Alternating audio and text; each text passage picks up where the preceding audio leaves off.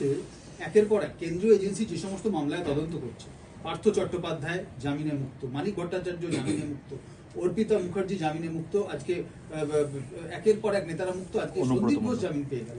এখানে কেন্দ্রীয় এজেন্সির যে দক্ষতা এত মামলার তদন্ত তা নিয়ে প্রশ্ন উঠছে।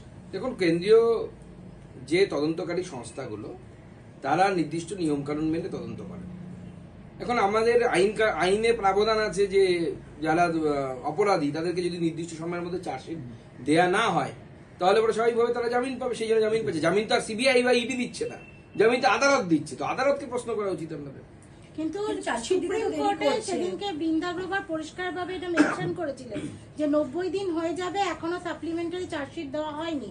তা সত্ত্বেও সেদিনকে তুষার মেহতা বলেছিলেন আমরা রাজ্যের কাছে সময় চেয়েছি, কিন্তু তা সত্ত্বেও তারা আজকে 90 দিন অতিবাহিত 91 দিন সাপ্লিমেন্টারি চার্জশিট দিতে পারলেন না। কেন? তথ্য প্রমাণের অভাব। তথ্য প্রমাণ না পেলে কোথা থেকে দেবে চার্জশিট? আপনি কি মনে করেন যে কেন্দ্রীয় এজেন্সির আরো তৎপর হওয়া উচিত, আরো এইসব বিষয়? অবশ্যই আরো বেশি তৎপর হওয়া উচিত। কেন্দ্রীয় এজেন্সি এমনিতেই ওভারবার্ডেন, প্রচুর মামলা পশ্চিমবঙ্গে আছে। সেই জন্য রিসেন্টলি একটি মামলায় সুপ্রিম কোর্ট কেন্দ্রীয় এজেন্সি সিবিআই তদন্তের হাত থেকে সরিয়ে 7 সদস্যীয় একটি কমিটি তৈরি করে দিয়েছে।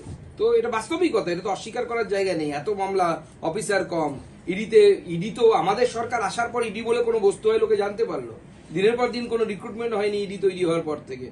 এখন আমাদের রিক্রুটমেন্ট হবে, নতুন অফিসার আসবে, সময় লাগবে। তো হাতের মোয়া নয় যে এখনই বললাম এখনই চলে আসবে। সুপ্রিম কোর্টের সেদিনের হিয়ারিং এ আরেকটা বিষয় উল্লেখ করা হয়েছে যে যেহেতু এরা দুজন, সন্দীপ ঘোষ এবং অভিজিৎ মন্ডল, এরা সরকারি অফিসার ছিল, রাজ্য সরকারের কাছ থেকে স্যাংশন চাওয়া হয়েছিল যে এদের যাতে প্রসিকিউট করা হয়। রাজ্য সরকার সেই স্যাংশন দেয়নি।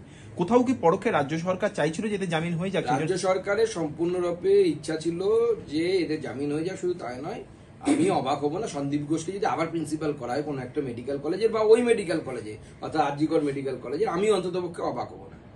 মমতা বন্দ্যোপাধ্যায় হয়তো এটাই করবে। দাদা, আরেকটা